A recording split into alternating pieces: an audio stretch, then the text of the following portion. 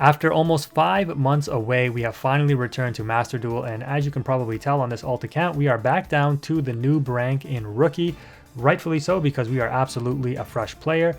I attempted to jump into a match right away in the new event theme Chronicle because on this alt account I do have a Rikka deck built.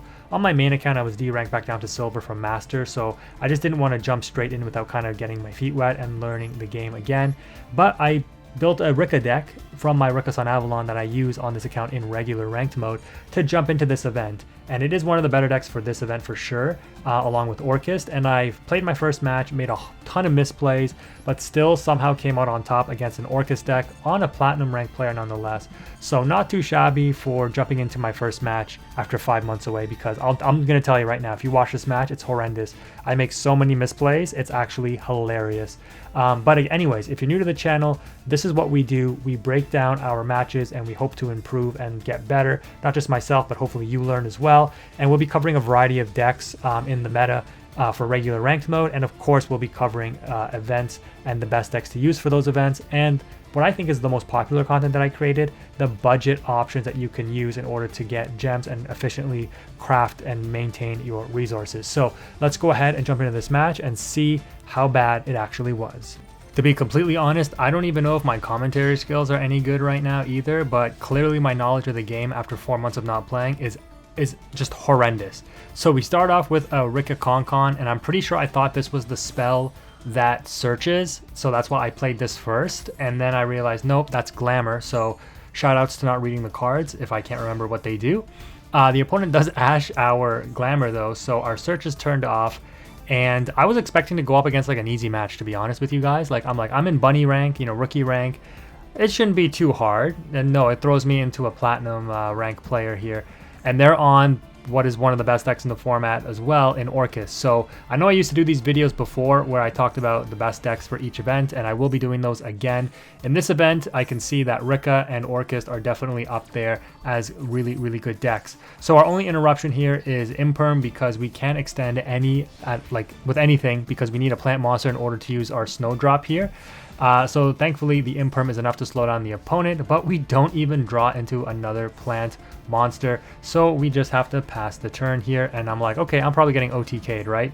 So the opponent's gonna cook, and Orcust is it's a really cool deck, I'm not gonna lie. I didn't play the game when this deck first came out, so when it was like meta, but it's really nice to see like a very solid overall deck and concept in my opinion. It's sad that the game has been power crept this deck out of the format, because I think it is a very, very cool deck. Nonetheless though, the opponent is kind of just doing Orcust things, setting up a bunch of combos here, and then going into Dingirsu, which will out my Concon. So again, playing that on turn 1 was a huge misplay, knowing that I couldn't get any extension off of it. I should have definitely tried to resolve my combo first, because this was just a dead card on field, and if I did that, I could have kept my Imperm in hand, because I could activate it from hand with no face up or no cards on the field. So the opponent ends up shooting me down to 700. And then going into Galatea, because this is a big tell. I didn't actually know this at the time because I totally forgot. But the counter trap means you have to have a Orcust Link monster in order to use it. So thankfully, under the Maxi, we were able to draw a ton of cards. And funny that we almost didn't draw into like another plant monster to play. We drew into 2 more Maxis. The opponent imperms my normal summon of Lone Fire. And I'm pretty sure I can't activate the effect to tribute itself because its effect will just be negated. So I attempt to cross out the Imperm, but the opponent has the Orcust counterspell, and it's actually good that I baited that out there because now I can extend with my Snowdrop.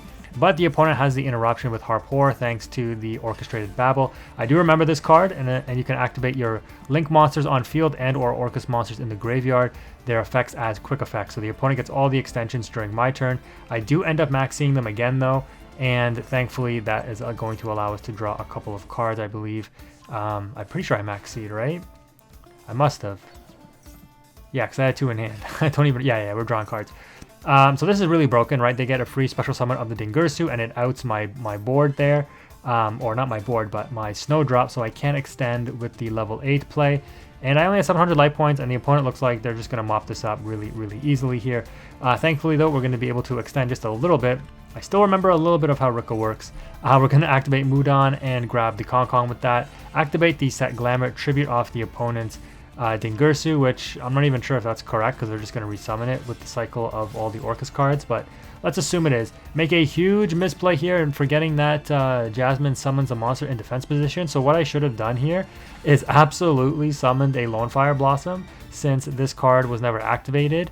And it's not like a hard once per turn, I'm pretty sure, right? If I remember the rulings correctly. It is a soft once per turn, so it's like per copy, not like you can only activate one Lone Fire Blossom per turn. So huge misplay because I do play 3 in the deck.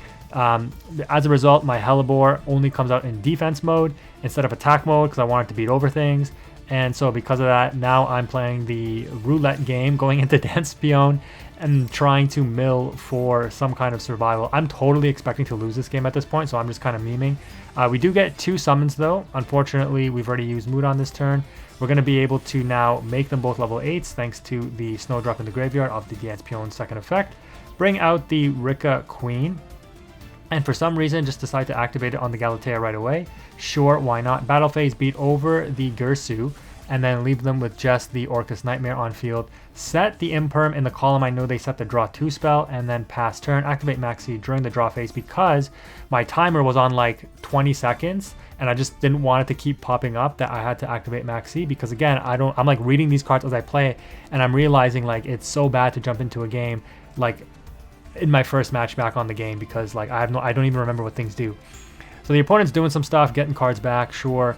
Main phase 1, they're going to activate the draw spell, and I'm like, I still got tricks. I'm going to activate Imperm and negate this monster so that the Imperm column negates your draw 2, and you had a discard for it. Well, unfortunately, it was a symbol, so they're going to get the effective symbol here, but at least I stopped the draw 2, right? So yeah, target the monster. They're going to activate symbol here, targeting the Dingirsu, and me being so dumb, after thinking I was so smart, uses the Teardrop on the card that I targeted for Imperm because I'm stupid. And as a result, the monster is off the field. Therefore, the Imperm doesn't target and resolve to negate it. Therefore, the column is not negated. Therefore, the opponent ends up drawing 2. So, big brain play, totally giving my opponent the free W. We're going to then go ahead, and I think I know why I did that because, again, I kind of lost track of what I was actually doing. But when I thought that the Rikka Princess, you can only tribute a Rikka monster, but it's not. It's any plant monster. So when I saw them both light up, I was like, oh, I should have read the card more. I know you need a Rikka monster on field to use the effect in the graveyard, but then as long as you have a Rikka monster on field, Rikka Princess can tribute any plant monster you have. So huge misplay on my part for getting that. The opponent is going to Cosmic Cyclone away my Concon, so that means I only have 1 left in the graveyard that I can potentially get back with the Strenna Queen. But now the opponent, this is funny too. I don't know if the opponent was just BMing or they just didn't realize that they had game on board, because with the Orcust Nightmare here, they can beat over my Teardrop and win the game. But they end up going into Longursu and using the effect to cycle back banish monsters. And when you use this effect, you can't attack with this card. So they drop me down to 500, and then they can't attack anymore. So again, I don't know if they just forgot or they didn't realize they had game, or they were just BMing. I did have an opportunity to summon Primula because I sacrificed or I tributed a plant monster for my first Rikka Princess when I put it back into the deck. And putting this out in defense mode would have actually allowed me to survive, but I was like I said, I was on like 20 seconds on my timer, so I was just like right clicking so I didn't time out. But then the opponent ends up going into Orchestration. I think that's how you say it. Or Orchestrion, I don't know. And then during the end phase, we bring back the Rikka Petal. So I'm pretty sure they have another counter trap, but they have no cards in hand. We got a full grip, more than a full grip. The opponent is going to opt to use the Crescendo. Sure enough, they did have it to negate and banish my Petal, so really good value there. But that's totally fine because we're going to normal summon the Lone Fire. The opponent is going to use the Symbol Skeleton to attempt to out my normal summon, which they will do successfully. But thankfully, I do have a Rikka Princess in hand, which I can then use to special summon and continue comboing. So we special summon the Princess, sacrifice it or tribute it in plant manner in order to bring out the Snowdrop and the Rikka Petal. Unfortunately, I can't use Petal effect again, but that's fine. We go into the Rikka Queen Teardrop because we were able to make both of our Xyz materials level 8 off of the Snowdrop effect. they use the orchestration effect. I don't have a link monster on field, so my link monsters doesn't, or my any linked monsters your opponent controls currently become 0. Does that include if like, no, it's just link monsters, right? So if I were to put this like in this zone, this card points to it. I don't think, does it become 0? I just like got this, I just put this in this zone by pure luck. I think it's just out of like habit from what I used to do before. So I got lucky there. If that is how this works, I'm not actually sure. Anyways, make another misplay. Not really a misplay, but like I forgot this again comes out in defense mode. So totally useless to bring this to the field by sacrificing my pedal. But sure, why not? Use the effect of pedal in the, not pedal, sorry, of teardrop in the battle phase to get the orchestration off field, boosting up my teardrop's effect, and I take out the Dingirsu. I triple set the traps, double sheet and a tranquility, and pass turn. The opponent can still easily win because they can keep cycling this Harp Horror combo. This is why this card was banned from before.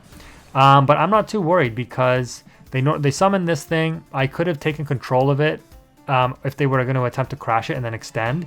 And the fact that they just beat over this, I'm like, that's totally fine because I can always normal summon this, tribute it, take control of this, and Xyz into something because I'll be able to bring back Pedal as well. So I'm feeling okay. Sure enough, we bring back Pedal. We only have 12 cards left in our deck, by the way. So yeah, Rikka really runs through their engine fast. We draw into a called by, which is interesting. The opponent is going to attempt to Ice Dragon Prison, and thank goodness that this card says target one monster in your opponent's graveyard, because they end up targeting my teardrop and they can easily, you know, just banish both the teardrops and you'd probably think they have game. But the Tranquility comes in clutch, tributing off the Pedal, which already activated its effect, so I'm still going to be able to resolve it. And we're going to be able to target the card the Ice Dragon Prison targets, bring out our teardrop here in defense mode, unfortunately, because this card says you bring it out in defense. And because we tributed a monster, we also bring out the Snowdrop as well. And then the Pedal's going to resolve and search for the only card left in my deck that I can search for in the Rikka Princess. And then we're going to go ahead and activate the Rikka Princess because the Teardrop just automatically gets the effect to increase the attack. And then we normal summon Aeromage, Laurel, and I'm going to go ahead and activate the Sheet in order to take the Harp Horror and make it a plant monster. I right-clicked off of the effect to gain life because, again, I was on like 30 seconds or less or something, and I just needed to resolve the effects to win the game. The opponent's on 52. Yeah, we're just going to, you know, this effect is like mandatory, so just activate it to increase the attack. And then use Snowdrop to make everything level 4. And then Xyz summon into the Strenna.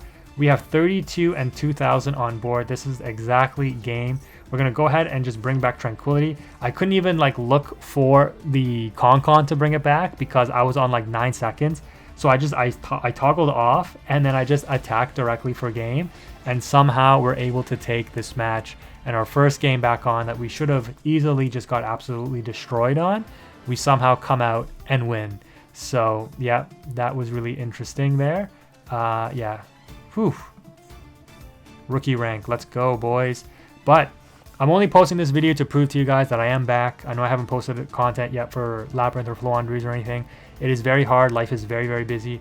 But I am committed to coming back. I'm going to try my best. If you made it this far in the video, thank you for watching, my Master Duelists. Hopefully we can get back to those levels we were before. This is definitely not Master level content yet. But if you stuck with me before, you know our approach to the game. You know how we're going to attempt to break things down and get better and hopefully make you better as well. Stay tuned for all of the content that you used to tune in for. And if you're new to the channel, go back and check some of that old content. We do a lot of deck reviews, deck gameplay, combo breakdowns, explanations, commentary over matches, etc. That should all be coming back. Anyways, this video is probably getting kind of long, so let's wrap it up here. Thank you again for watching. Quantum is out.